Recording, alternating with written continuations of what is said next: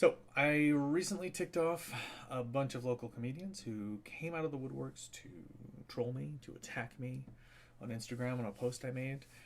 They are on the prowl and full of righteous indignation because my drums were set up on stage for the second of two consecutive shows. As you might imagine, I would argue that they're wrong to be mad at me. And I'm going to arm you with five key facts in support of that point of view. Fact one, having booked back to back shows, first comedy showcase, then music, with a really tight turnaround between them, 30 minutes turnaround between them, the venue told us to backline our gear, most notably my drum set. Backlining just means setting up gear on the back half of the stage, if you don't already know what that is. Like, for instance, if you're a local comedian. Fact two, even with our gear backlined, there was ample room for a full band to rock out on the rest of the stage. That's how stages work, is that there's a drum set and then there's, an entire band as well. And so, given that, by extension, there was also room to perform stand-up comedy, Gallagher notwithstanding, but there were no prop comics that night. Fact three, we were told that, again, earlier in the day, we were told, here's the schedule for tonight. The music will be done the comedy will be done at 9:30, and then we want you on stage making music at 10. The venue was concerned because they have a noise curfew at midnight, and they wanted to make sure that they could squeeze in this second consecutive show before they had to, basically cut the lights. Fact four. The venue staff, this is something that happened when I got there around 9:15 or so. So I saw it with my own eyes right in front of me. I saw the venue staff give the comedy showcase host the kill sign at 9:30. So I know that what I heard early in the day didn't change between then and that night, that the venue still expected comedy to be done at 9:30. Now, I imagine that the host pushed back, and I would have if I was in his shoes, because if he had complied with that, he would have had to cut performers. Like, they were not on schedule to be done by 9:30, not even close. This was not a matter of they're running 5 or 10 minutes over. He ultimately did not cut performers, and they were done like they went on 45 minutes late. 45 minutes late, ending at 10:15. Now, as a result, because we can only go up to midnight, we, on the second show, had to collectively cut half an hour off the show. So we kind of had to pay the price for the earlier time management. Whatever happened there, it affected us in a tangible way. Fact five. I saw the last two comedians, and they both voiced their frustration at the presence of my drum set on stage and said, it's a subtle joke, it's a nuanced thing, I'm not sure if you remember, they said, they both had the same joke, I hate Cody Weathers. Furthermore, one of them smacked my nice paper-thin vintage Zildjians around for a fact while saying it. I hate Cody Weathers. So I found this final fact both upsetting and disrespectful. In essence, it's like a heckling energy, to put it in comedian terms. Right as I'm about to perform, I'm getting this sort of, real negative vibe. And feeling as I did, I decided to purge some of that negative energy in the form of a mild ribbing.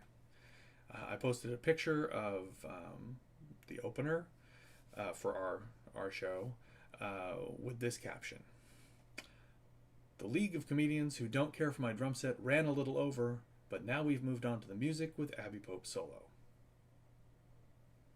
True, gentle, harmless.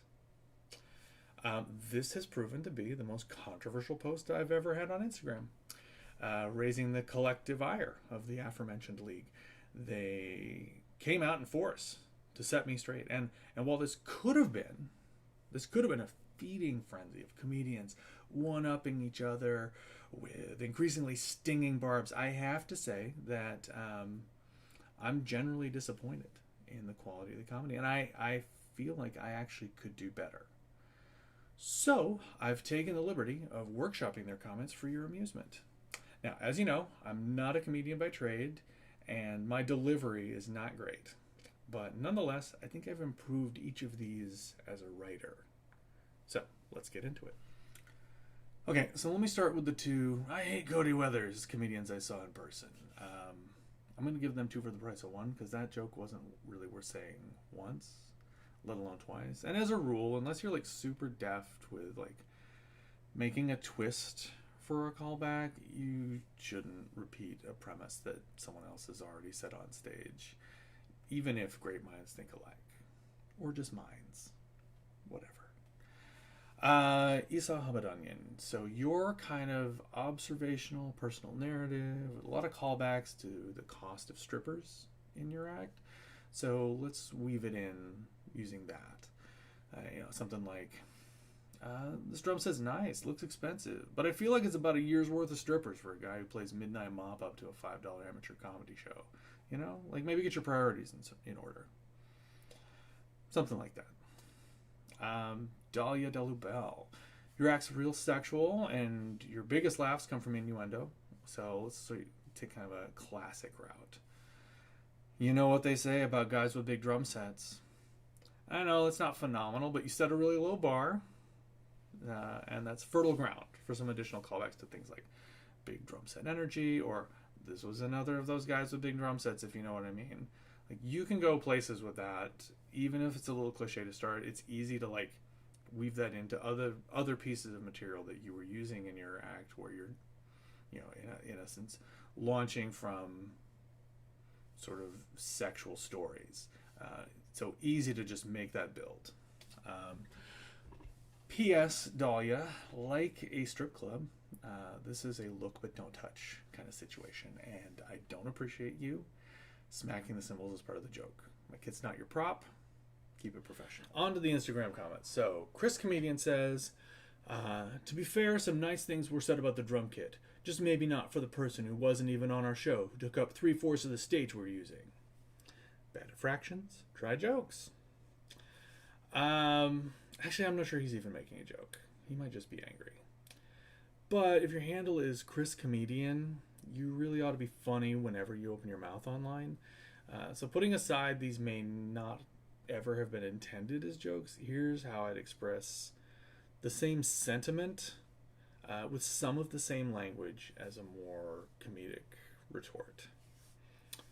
To be fair, the drums were pretty awesome. It's you we don't like. Not amazing, more of a tone and implication, but it jumps on the part I'm avoiding, namely that from your perspective, I'm being a selfish jerk. Yet I'm deflecting the criticism away from myself onto the drums. And that zinger is a way to say, oh, no, you don't. It's you, buddy. It's you we don't like. I mean, you're totally wrong to think that, but it's the thing you're trying to do with the 3/4 of the stage remark.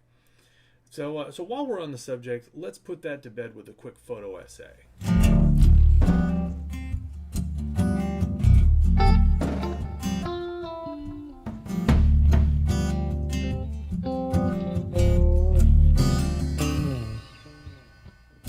Room to rock, room to joke. Stage left, right, and center. Next up is the real hijinks, who says, "Dear band, fuck your drums. Sincerely, League of Comedians who didn't care for your drums." Okay, so this is a really lazy response. 3/4 of it is just repeating my joke, to borrow somebody's favorite estimate. But importantly, this is the host. Of all the people there that night, he should have understood the context. Should have some insight into what the pre-show decisions were, who made them, and why. The venue decided to backline. And if you don't know that, and if you don't know what it means, you're not a very good host. And maybe that's more true than you realize. As I mentioned, I saw the kill sign with 2 comedians left to go. And I felt for you. That's an impossible corner to be in. And you made the tough call to continue on and get everyone on stage without cutting performers. But I don't know how being 45 minutes behind schedule isn't somehow kind of your fault. If anything, the backline was mitigating where you couldn't, giving us a fighting chance to set up quickly and cut our sound check and try to salvage our time you were burning. So, bottom line, we had to cut material and you wouldn't. So, boo-hoo, there were drums on the stage. To be fair, I may not know the whole story, and maybe there's a missing piece that solves the puzzle differently where you're not 100% responsible for the time fiasco. But either way, it probably would have been classic for you to sit this one out. But since you didn't, let's fix it. Okay, your response is hack. The best you can do is basically quote my job and add fuck you. Or quote my joke and add fuck you. I mean, come on, man, be a comedian. Like, my suggestion is you attack my joke. Like, my joke's a little hacky as well. And, admittedly, purposefully tepid. Like, I'm not being edgy. I'm not cutting to the heart of the matter. I'm sidestepping, and it shows. I'm not trying to offend anybody. I'm just letting off a tiny bit of steam. It's a League of Extraordinary Gentlemen joke. It's the only one I've ever heard, and even so, it's not in my top 5 League of Extraordinary Gentlemen jokes. Just on principle. That's how bad it is, and so attack that. So I'm thinking more of like a leave the jokes to the professionals vibe, unless that hits too close to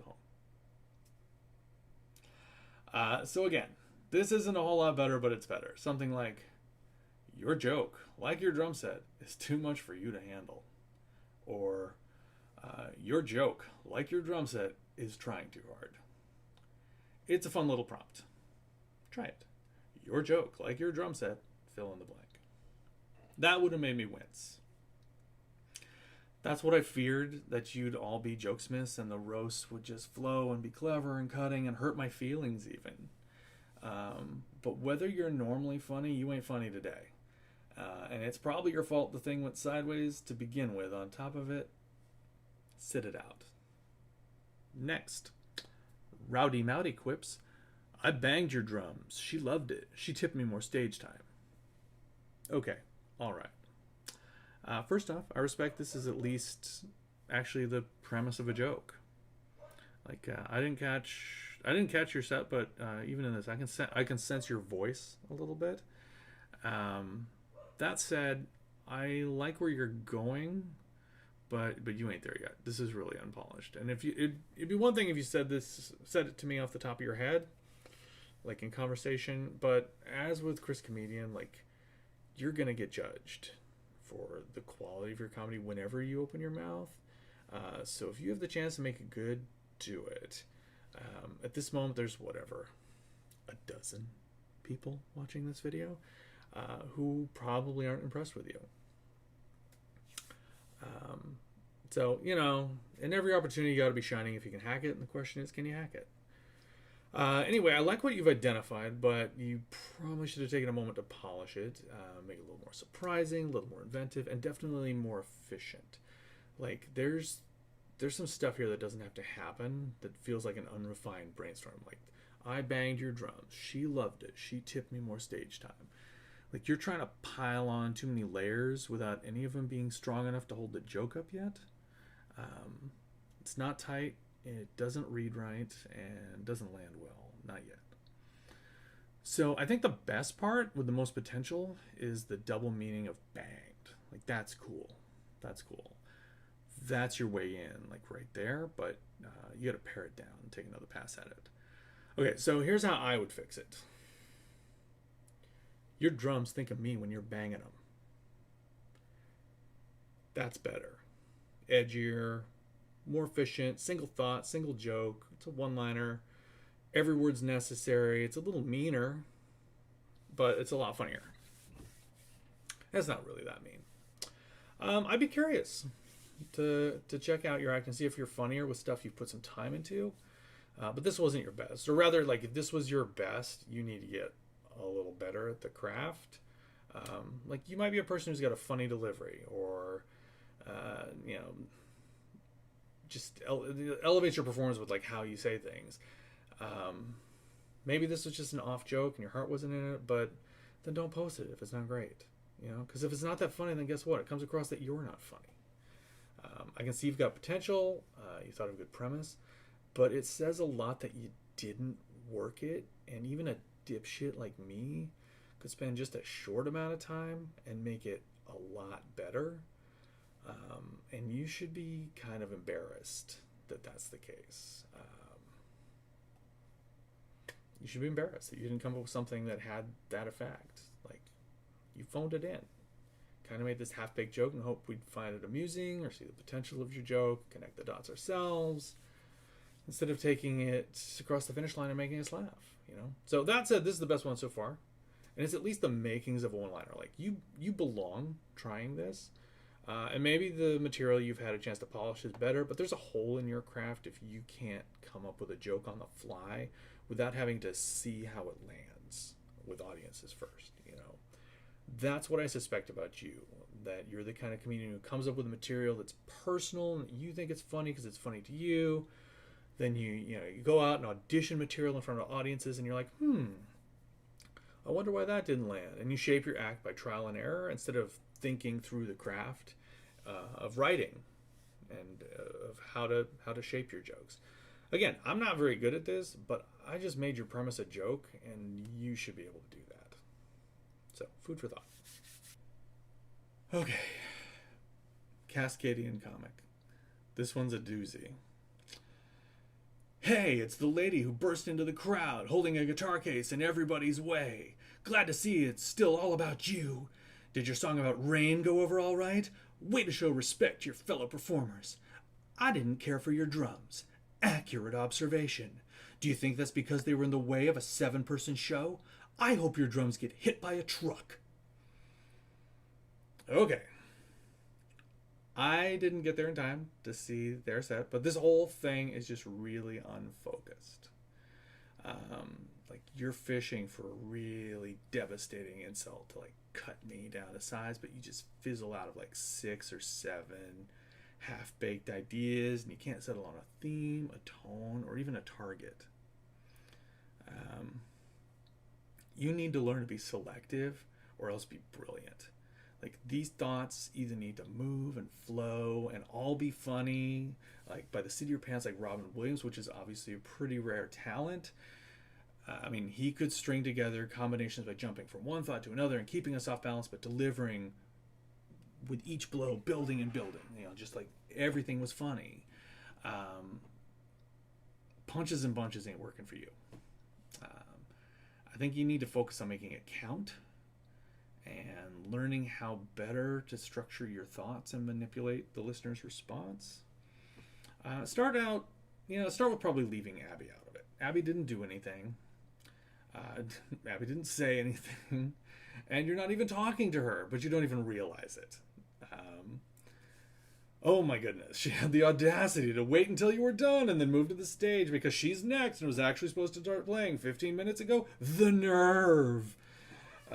Nothing you're saying makes sense. Your complaints aren't grounded. You're just discombobulated and don't seem to have a handle on your own thought process. You don't know your own voice. And the easy way out here is just to be mean, because it's kind of funny to watch someone unraveling when they're angry, but it's also kind of a cheap persona to adopt. I mean, that's why there's so many angry comics, and the people who do it well, they have to be smart about it. They have to be angry, but also so right. And that's where you're going to fall short. The stuff you want to say right now isn't very insightful, isn't very right. But you could at least get the tone right and tell a few roasty kind of cheap shot jokes. So, from the things you say, I can tell you hung around long enough to know what happened next. The room all but emptied out, and we played to a handful of people. That's obviously the insecurity of any performer at this level. You're playing your guts out, you're telling your best jokes, whatever, but nobody is listening. Nobody is laughing, something you may know about. And maybe And maybe that strikes at the fear. You're just not that good to begin with. You know, we all have that. So attack that. You know. So let's see. I'm gonna try to have these resonate with the things you said, but I'm gonna have to build on them. I'm gonna have to depart from them a little bit. Okay, so instead of hey, it's the lady with the guitar, let's do the hey, it's those musicians who are in such a goddamn hurry to play to an empty room at 11 p.m. Sorry we took extra time to put the chairs away, but obviously you didn't need them. Something like that. You talk about the sort of the it's all about me. Let's sort of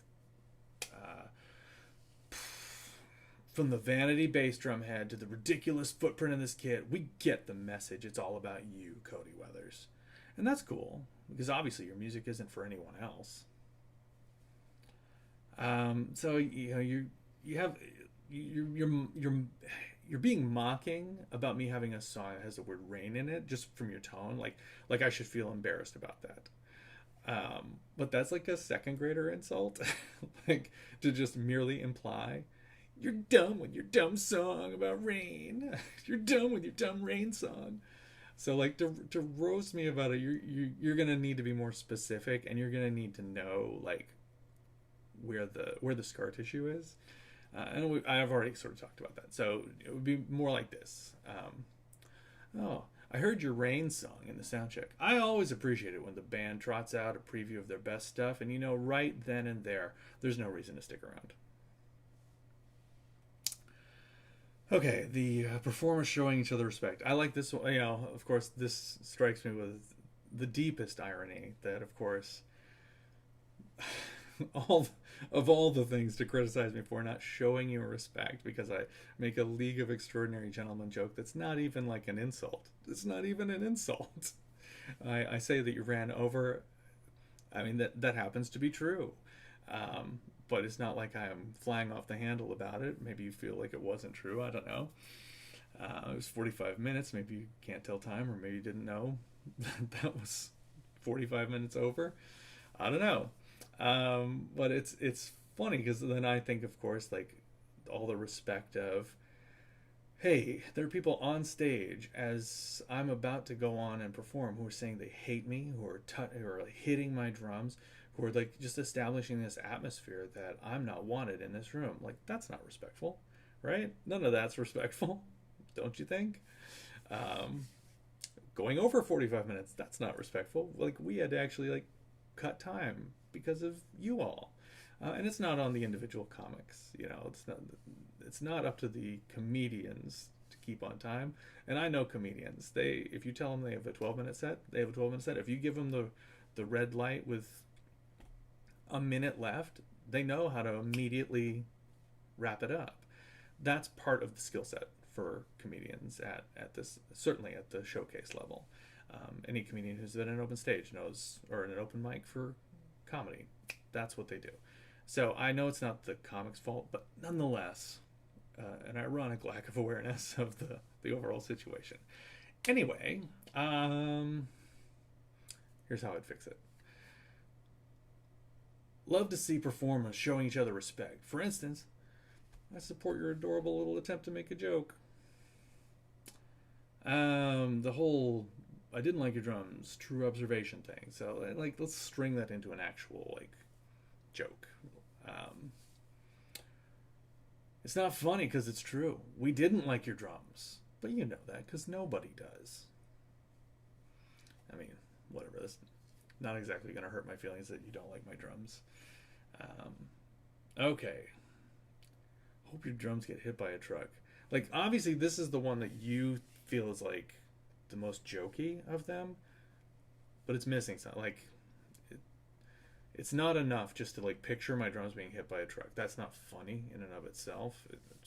It's like I said, it's sort of funny watching you unravel a little bit. By the time you get to this point, that's funny watching you unravel to say this. But it's not very funny by itself. It's easy, I think it's actually kind of easy to make it just a little bit next level funny, which is I'm just going to add one thing to it. So, I hope your drums get hit by a truck, dragging you behind it. That's better. And honestly, if I wanted to, I could spend time and make that even better.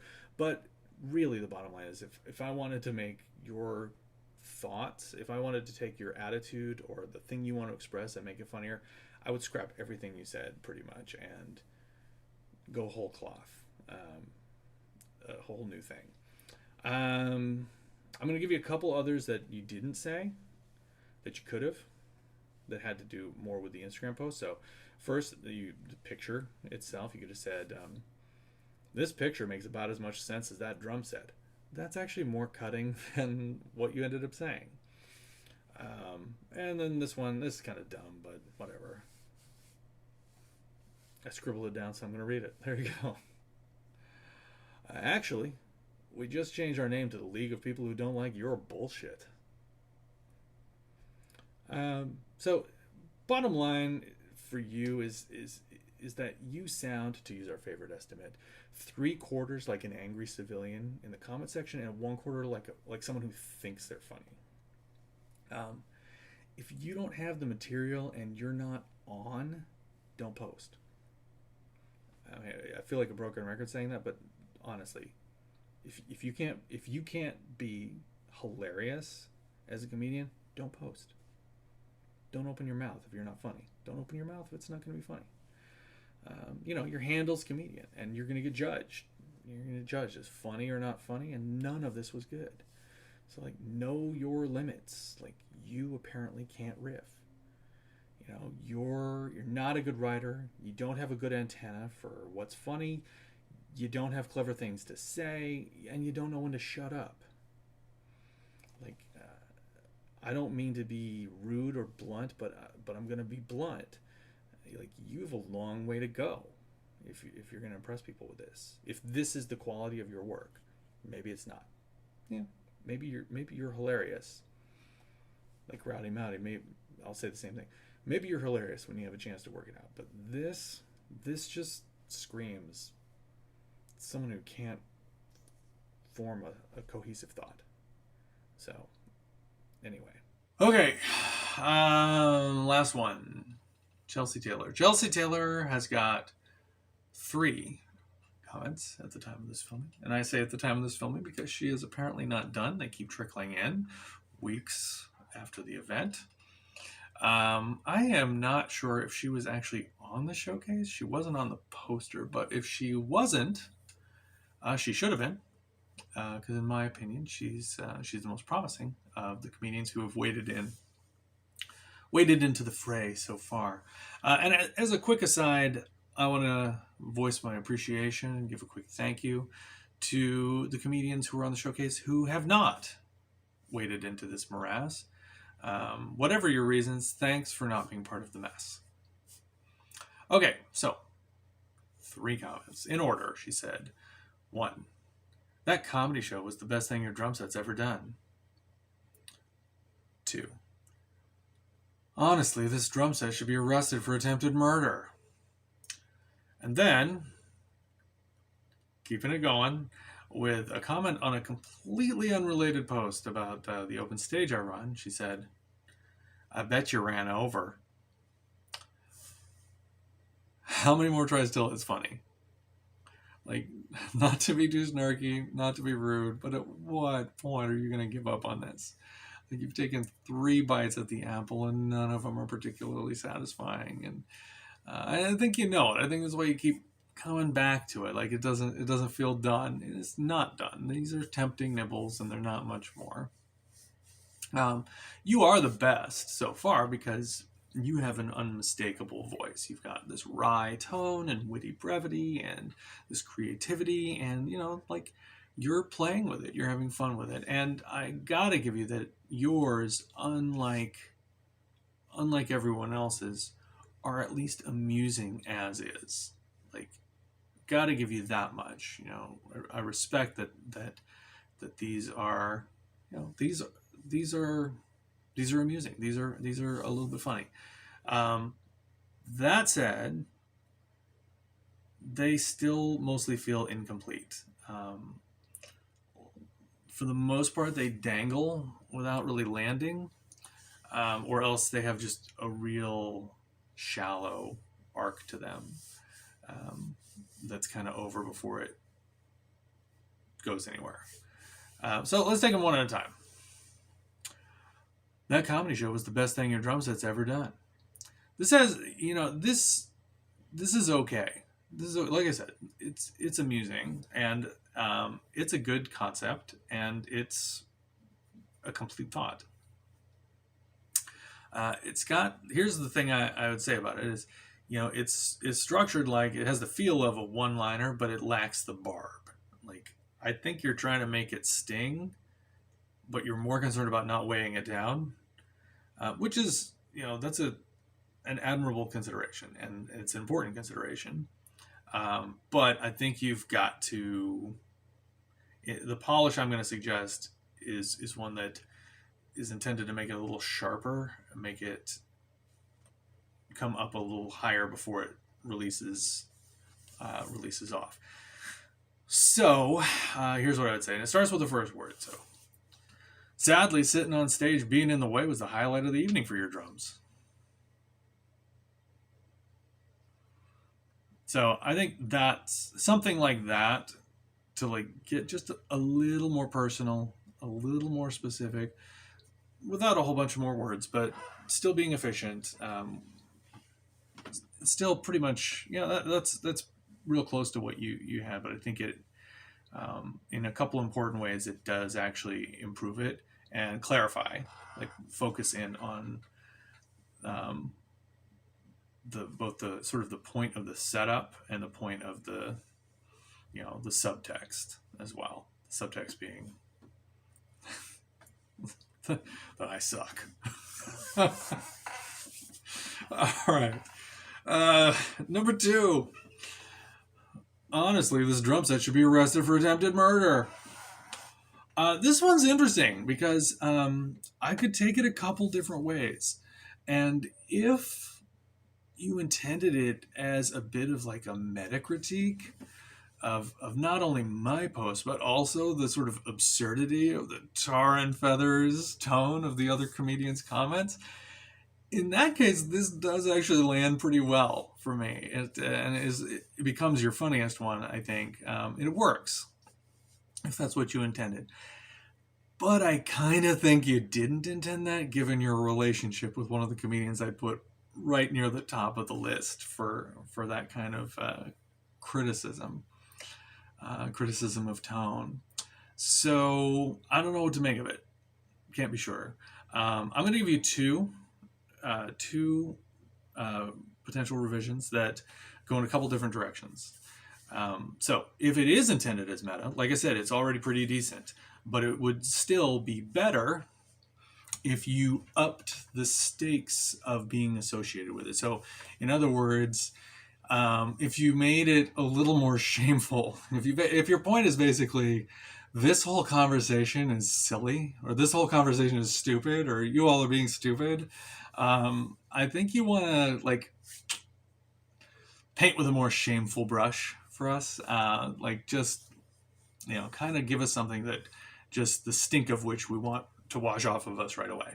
And for me, I think the thing is that it would be much more powerful in that regard if you likened the chorus of our angry voices to MAGA voices.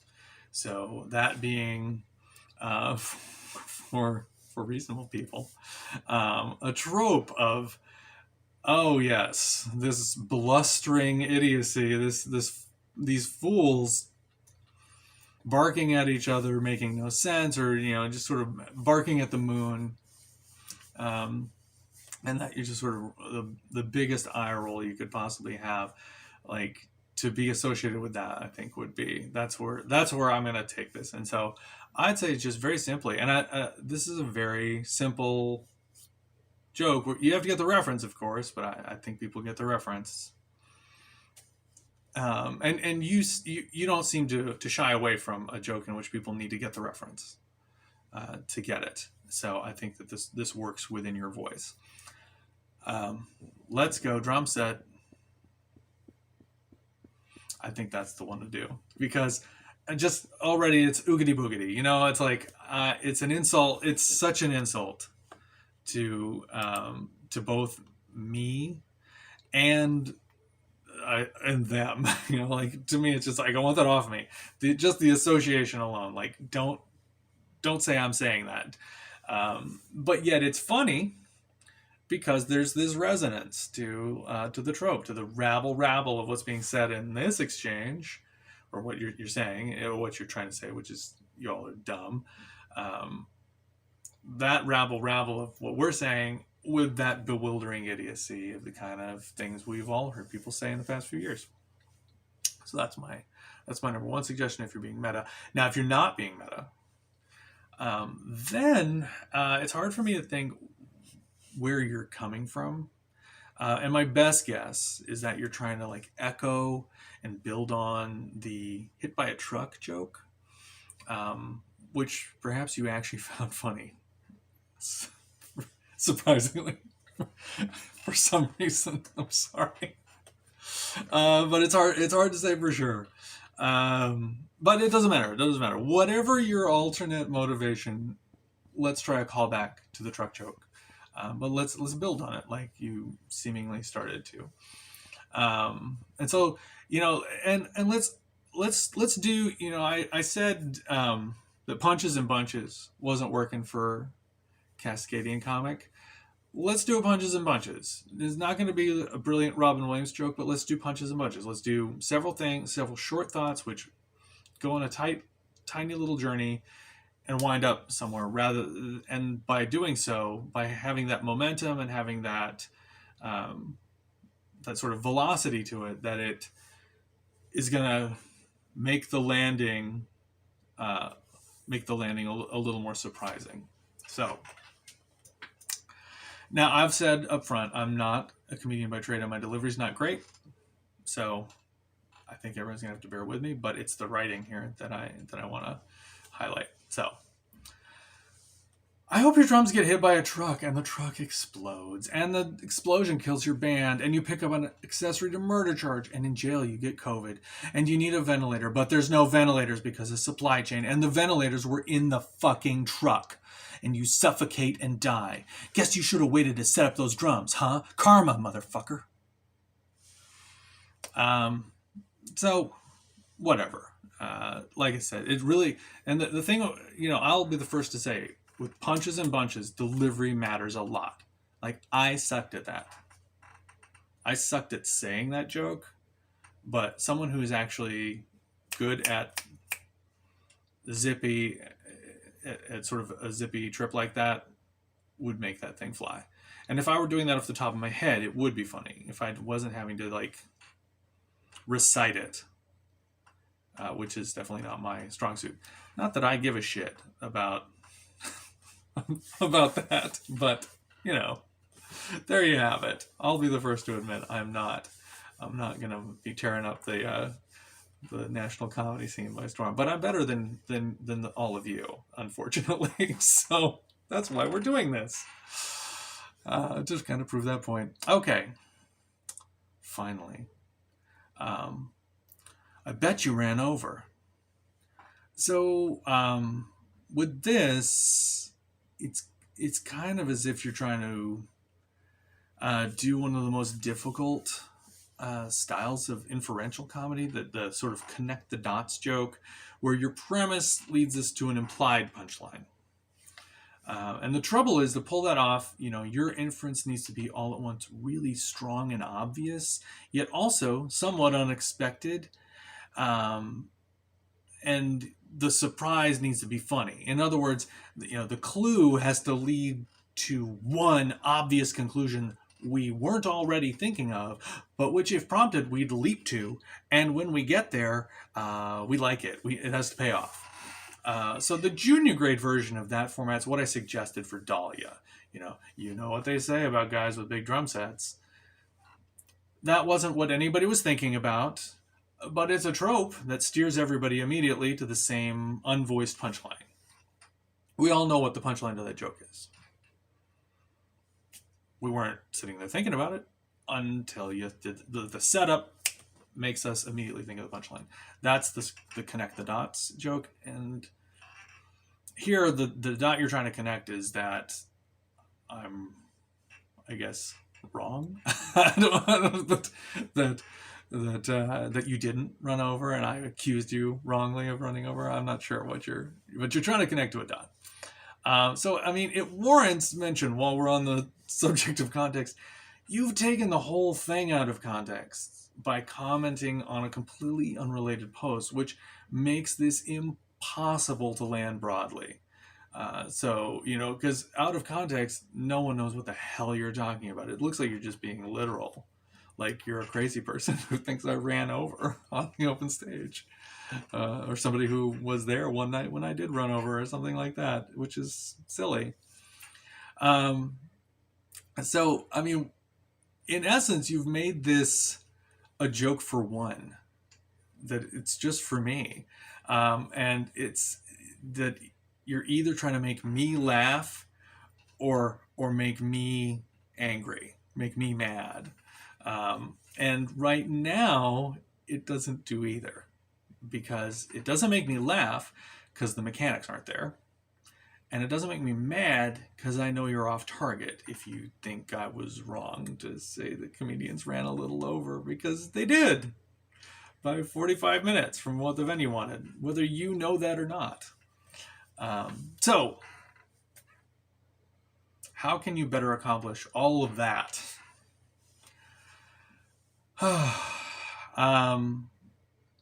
So, this is how I would do it. I think you ran over because according to this, you were actually supposed to be done in the 90s. That's more clever. Still pretty efficient. Has the barb. Has the touchstone. I know what you're referring to, but the punchline now works regardless of the absent situational context. And finally, it would make me laugh while also making me mad. So, judging. Okay. All right. So, Chelsea, appreciate you. Please stop commenting. I think you've done enough at this point. I think it's time to move on.